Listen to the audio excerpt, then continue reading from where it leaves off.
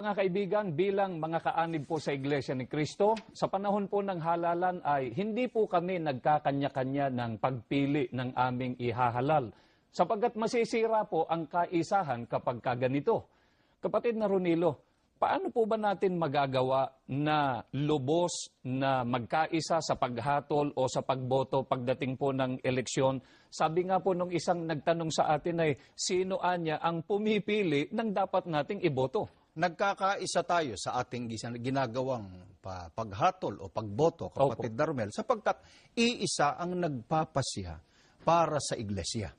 Sino po ba ang nagpapasya sa loob ng Iglesia ni Cristo na yung kanilang pasya sinusunod po ng lahat ng mga kaanib sa iglesia? Ang nagpapasya po ay ang ating tagapamahalang pangkalahatan.